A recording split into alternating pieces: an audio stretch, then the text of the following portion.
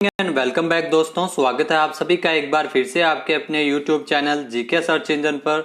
आज है 29 जून और 29 जून से रिलेटेड राजस्थान करंट अफेयर्स के जितने भी इंपॉर्टेंट क्वेश्चन हैं सभी हम इस वीडियो में डिस्कस करने वाले हैं। तो पूरा वीडियो बहुत ध्यान से देखिए और वीडियो के एंड में मैं आपसे क्वेश्चन पूछूंगा जिसका आंसर आपको कमेंट बॉक्स में देना है।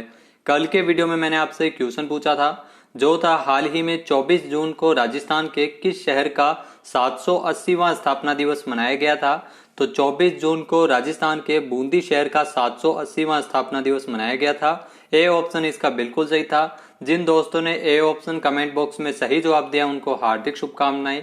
24 जून को बूंदी का 780वां स्थापना दिवस मनाया गया था। इतिहासकारों के अनुसार 24 जून 1241 में हाड़ा वंश के राव देवा ने मीणा सरदारों से बूंदी को जीता था। कहा जाता है कि बूंदा मीणा के नाम पर बूंदी की स्थापना की गई थी, इसीलिए बूंदी नाम पड़ा। बूंदी की पूर्व रियासत पर जो 24 राजाओं का राज रहा था। बूंदी को परिंदों का स्वर्ग भी कहा जाता है। छोटी काशी के नाम से प्रसिद्ध यह जिला अपनी प्राकृतिक धरोहर के लिए जाना जाता है।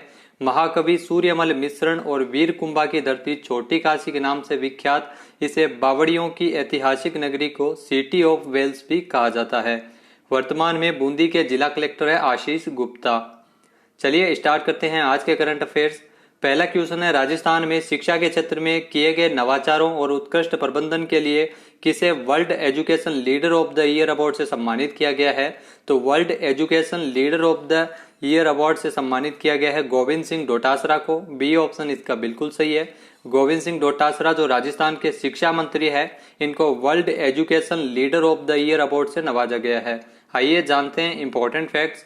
तो राजस्थान के शिक्षा मंत्री गोविंद सिंह डोटासरा को इस साल का world education leader of year award पुरस्कार दिया गया है। कोरोना काल के दौरान राज्य में शिक्षा के क्षेत्र में इनके द्वारा किए गए नवाचारों और उत्कृष्ट प्रबंधन के लिए इन्हें पुरस्कार मिला है। इलेट्स टेक्नोमीडिया और डिजिटल लर्निंग मैगजीन की ओर से वर्ल्ड एजुकेशन समिट में यह पुरस्कार दिया गया था। इलेट्स टेक्नोमीडिया के group head government and education division Kartik Verma ने गोविंद सिंह डोटासरा को अवार्ड हैव और ट्रॉफी भेंट कर इनको सम्मानित किया था। तो world education leader of the year Govind Singh Dotasra को मिला है। नेक्स्ट है, हाल ही में राजस्थान में भूमि आवंटन नीति 2015 में संशोधन किए जाने के प्रस्ताव को मंजूरी किसके द्वारा प्रदान की गई है।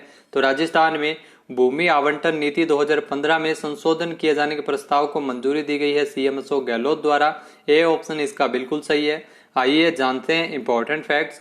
तो राजस्थान के मुख्यमंत्री अशोक गहलोत द्वारा प्रदेश के नगरीय क्षेत्रों में विभिन्न उद्देश्यों के लिए भूमि आवंटन नीति 2015 में संशोधन किए जाने के प्रस्ताव को सहमति प्रदान की गई है। इससे भूमि आवंटन की नीति 2015 में किया जाएगा संशोधन, जिसमें भूमि आवंटन की प्रक्रिया अधिक सुगम एवं सरल हो जाएगी। राजकीय विभागों के लिए आवश्यक भूमि आवंटन स्थानीय निकाय स्तर पर संभव हो सकेगा इसके प्रस्ताव के जरिए, और राज्य में निवेश प्रस्तावों का त्वरित क्रियान्वयन किया जा सकेगा। तो भूमि आवंटन नीति 2015 में संशोधन किए जाने के प्रस्ताव को सहमति प्रदान की गई है राजस्थान के मुख्यमंत्री अशोक गहलोत द्वारा। नेक्स्ट क्वेश्चन है, हाल ही में राजस्थान के पूर्व मंत्री चुन्नीलाल धाकड़ का निधन हुआ है, उनका संबंध किस जिले से रहा है। तो राजस्थान के पूर्व मंत्री रह चुके चुन्नीलाल धाकड़ का हाल ही में निधन हो गया है और इनका संबंध है वो राजस्थान के चित्तौड़गढ़ जिले से रहा है। ए ऑप्शन इसका बिल्कुल सही है।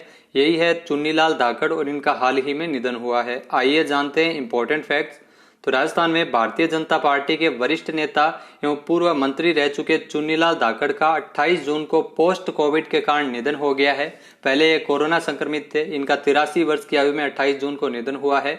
चुन्नीलाल धाकड़ का जन्म चित्तौड़गढ़ जिले की बेगू तहसील के छोटे से गांव राजपुरा के किसान परिवार में हुआ था। वहीं बात की जाए चुन्नीलाल धाकड़ की, तो ये बेगू विधानसभा क्षेत्र से 4 बार विधायक और भाजपा के टिकट पर वर्ष 1990, 1998 और 2003 में बेगू विधानसभा क्षेत्र से विधायक भी चुने गए थे। आपको बता दें कि ये भैरों सिंह शेखावत सरकार में राज्य मंत्री भी रह चुके हैं और वसुंधरा राजे सरकार में आवासन मंडल के अध्यक्ष भी रहे थे। इसके अलावा खादी ग्रामोद्योग बोर्ड के अध्यक्ष भी ये पद पर कार्य कर चुके हैं। नेक्स्ट यहाँ पे क्वेश्चन है, हाल ही में किस राज्य सरकार द्वारा बिना वैक्सीन के बस स्टैंड, रेलवे स्टेशन समेत सार्वजनिक जगहों पर प्रवेश नहीं दिए जाने के निर्देश किसने जारी किए हैं। तो आपको बता दें कि राजस्थान में हाल ही में राजस्थान सरकार की ओर से जो बिना वैक्सीन के बस स्टैंड, रेलवे स्टेशन समेत सार्वजनिक जगहों पर प्रवेश नहीं दिए जाने के निर्देश है वो राजस्थान सरकार की ओर से जारी किए गए हैं। ए ऑप्शन इसका बिल्कुल सही है। आइए जानते हैं इंपॉर्टेंट फैक्ट्स। तो राजस्थान की अशोक गहलोत सरकार ने आदेश जारी किया है जिसमें जिन लोगों को वैक्सीन की एक डोज भी नहीं लगी है उनको 28 जून से बस स्टैंड, रेलवे स्टेशन समेत सार्वजनिक जगहों पर प्रवेश बैन किया गया है। कोरोना महामारी के प्रसार को रोकने के लिए सीएम अशोक गहलोत द्वारा दिशा निर्देश जारी किए गए हैं। नए दिशा निर्देशों के अनुसार 28 जून से सार्वजनिक स्थानों पर प्रवेश करने के लिए वैक्सीन की कम से कम एक डोज लेना अनिवार्य रहेगी। राजस्थान वैक्सीनेशन के मामले में अग्रणी राज्य रहा है। प्रदेश में अब तक 2.36 करोड़ से अधिक लोगों को वैक्सीन लग चुकी है। पहले लॉकडाउन के दौरान राजस्थान सरकार ने नो मास्क नो एंट्री अभियान की शुरुआत भी की थी और अभी जो नो वैक्सीन नो एंट्री अभियान के ऊपर राजस्थान सरकार की ओर से कार्य किया जा रहा है। नेक्स्ट यहाँ पे क्वेश्चन है, हाल ही में कुंभलगढ़ ब्लॉक के प्राथमिक स्वास्थ्य केंद्र ओडा को राष्ट्रीय गुणवत्ता आश्वासन कार्यक्रम के तहत सर्टिफाइड किया गया है। यह किस जिले में स्थित है? तो आपको बता दें कि कुंभलगढ़ ब्लॉक के जो प्राथमिक स्वास्थ्य केंद्र ओडा को राष्ट्रीय गुणवत्ता आश्वासन कार्यक्रम के तहत सर्टिफाइड किया गया है और यह राजसमंद में स्थित है। बी ऑप्शन इसका बिल्कुल सही है। आइए जानते हैं इंपॉर्टेंट फैक्ट्स। तो कुंभलगढ़ ब्लॉक के प्राथमिक स्वास्थ्य केंद्र ओडा को राष्ट्रीय गुणवत्ता आश्वासन कार्यक्रम के तहत सर्टिफाइड किया गया है। राजसमंद जिले का यह पहला प्राथमिक स्वास्थ्य केंद्र है जिसे नेशनल क्वालिटी एश्योरेंस सर्टिफिकेट मिला है। दूरस्थ ग्रामीण क्षेत्र में स्थित इस प्राथमिक स्वास्थ्य केंद्र का संचालन पीपीपी मोड पर विश फाउंडेशन की ओर से किया जा रहा है। केंद्र पर रोगियों को दी जाने वाली चिकित्सा सेवाओं को लेकर नियमित फीडबैक लिया जा रहा है। सर्टिफिकेशन के लिए पहले संस्थान के स्तर पर कमेटी बनाकर आकलन करते हैं, फिर जिला स्तरीय कमेटी इसका मूल्यांकन करती है और उसके बाद विभिन्न सेवाओं पर स्कोर प्रस्तावित कर राज्य स्तरीय कमेटी द्वारा इसका आकलन किया जाता है और आखिरी में राष्ट्रीय जो कमेटी है वो इसके आधार पर जो है वो सर्टिफिकेट, एश्योरेंस सर्टिफिकेट देती है। नेक्स्ट यहाँ पे क्वेश्चन है, अंतर्राष्ट्रीय योग दिवस का राज्य स्तरीय आयोजन राजस्थान के किस जिले में किया गया था? तो अंतर्राष्ट्रीय योग दिवस पर राज्य स्तरीय कार्यक्रम का आयोजन है वो राजस्थान के उदयपुर में किया गया था। सी ऑप्शन इसका बिल्कुल सही है। आइए जानते हैं इंपॉर्टेंट फैक्ट्स। तो 7वें अंतर्राष्ट्रीय योग दिवस के अवसर पर 21 जून को जो कार्यक्रम है जिसका राज्य स्तरीय राजस्थान में कार्यक्रम का आयोजन है वो राजस्थान के उदयपुर में किया गया था। हर साल 21 जून को अंतर्राष्ट्रीय योग दिवस मनाया जाता है। भारत समेत पूरी दुनिया में इसका आयोजन है वो किया जाता है। अंतर्राष्ट्रीय योग दिवस के अवसर पर संयुक्त राष्ट्र महासभा द्वारा घोषित 21 जून 2015 में पहली बार विश्व स्तर पर अंतर्राष्ट्रीय योग दिवस मनाया गया था। तो इस साल जो 7वां अंतर्राष्ट्रीय योग दिवस है वो 21 जून को मनाया गया था। नेक्स्ट यहाँ पे क्वेश्चन है, सार्वजनिक शिक्षा विभाग के क्षेत्र में सराहनीय कार्य करने के लिए राजस्थान की किस शिक्षिका का चयन राष्ट्रीय शिक्षक पुरस्कार के लिए किया गया था? तो सार्वजनिक शिक्षा के क्षेत्र में उत्कृष्ट योगदान के लिए राजस्थान की गीता कुमारी का चयन है वो राष्ट्रीय शिक्षक पुरस्कार के लिए हुआ था। बी ऑप्शन इसका बिल्कुल सही है। यह गीता कुमारी, इनको राष्ट्रीय शिक्षक पुरस्कार मिल चुका है जो राजस्थान से है। आइए जानते हैं इंपॉर्टेंट फैक्ट्स। तो राजस्थान के बाड़मेर जिले की शिक्षिका गीता कुमारी का चयन राष्ट्रीय शिक्षक पुरस्कार के लिए किया गया है। यह पुरस्कार पाने वाली राजस्थान की एकमात्र शिक्षिका है। आपको बता दें कि यह पुरस्कार शिक्षकों के लिए बहुत गौरवशाली पुरस्कार होता है। इसके लिए राजस्थान की गीता कुमारी से एकमात्र इनका चयन है वो किया गया है। गीता कुमारी ने शिक्षा के क्षेत्र में सराहनीय काम किया है। उन्होंने नवाचार के माध्यम से छात्रों को बेहतर रुचि के साथ शिक्षा प्रदान की है। शिक्षा विभाग भारत सरकार की ओर से देश में उत्कृष्ट कार्य करने वाले शिक्षकों को राष्ट्रीय पुरस्कार दिया जाता है। इस साल 47 शिक्षकों को सम्मानित करने की घोषणा की गई थी जिसमें राजस्थान से एकमात्र गीता कुमारी का चयन हुआ था। नेक्स्ट है, हाल ही में किस राज्य में नए उद्योगों को बढ़ावा देने के लिए बोर्ड ऑफ इन्वेस्टमेंट का गठन किया गया था? तो राजस्थान में बोर्ड ऑफ इन्वेस्टमेंट का गठन किया गया था। बी ऑप्शन इसका बिल्कुल सही है। आइए जानते हैं इंपॉर्टेंट फैक्ट्स। तो मुख्यमंत्री अशोक गहलोत की अध्यक्षता में बोर्ड ऑफ इन्वेस्टमेंट का गठन है वो राजस्थान में किया गया है। वन स्टॉप शॉप प्रणाली बनाने के लिए इसका गठन है वो राजस्थान में हुआ है।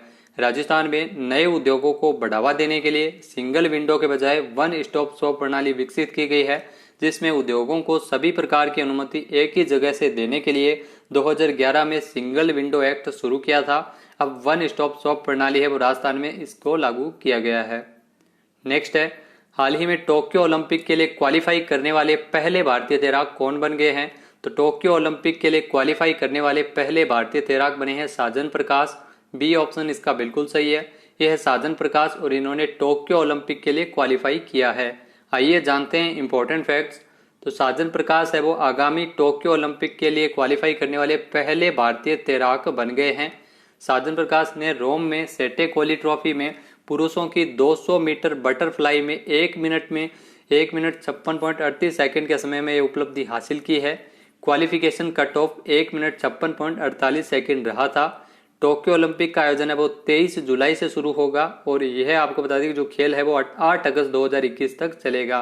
तो पिछले साल इसको कैंसिल किया गया था कोरोना के कारण और इस बार 23 जुलाई से टोक्यो ओलंपिक है वो शुरू हो रहा है, जिसमें क्वालिफाई करने वाले पहले भारतीय तैराक बन गए हैं साजन प्रकाश।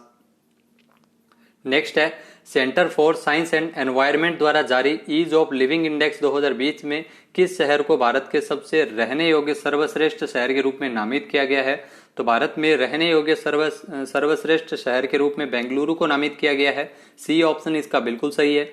आइए जानते हैं इंपॉर्टेंट फैक्ट्स। तो centre for science and environment की ओर से ईज ऑफ लिविंग इंडेक्स 2020 में जो भारत के बेंगलुरु शहर को भारत के सबसे रहने योग्य शहर के रूप में नामित किया है। ईज ऑफ लिविंग इंडेक्स 2020 भारत के पर्यावरण राज्य 2021 नामक रिपोर्ट का हिस्सा है। बेंगलुरु के बाद चेन्नई है और शिमला, भुवनेश्वर और मुंबई क्रमशः है जो शीर्ष 5 शहर है जो रहने योग्य है। तो सर्वश्रेष्ठ शहर है रहने योग्य बेंगलुरु। बात कर लेते हैं आज के हमारे क्विज की। तो आज का हमारा क्विज है, हाल ही में किस राज्य सरकार द्वारा भारत छोड़ो आंदोलन की वर्षगांठ पर 9 अगस्त को सभी स्वतंत्रता सेनानियों को घर घर जाकर सम्मानित किया जाएगा? एक बार फिर से सुनिएगा, किस राज्य सरकार द्वारा भारत छोड़ो आंदोलन की वर्षगांठ के अवसर पर 9 अगस्त को सभी स्वतंत्रता सेनानियों को घर घर जाकर सम्मानित किया जाएगा? इसका सही आंसर आपको कमेंट बॉक्स में देना है और अगर ये वीडियो आपको पसंद आए तो इसे लाइक और शेयर जरूर करें। साथ ही साथ हमारे चैनल को भी जरूर सब्सक्राइब करें। इस वीडियो की पीडीएफ फाइल आप वीडियो के डिस्क्रिप्शन बॉक्स से डाउनलोड कर सकते हैं और इस क्वेश्चन का आंसर आप वोट करके भी कर सकते हैं।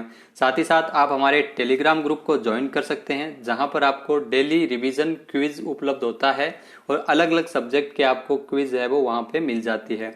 तो वीडियो देखने के लिए धन्यवाद। जय हिंद, जय भारत, जय राजस्थान।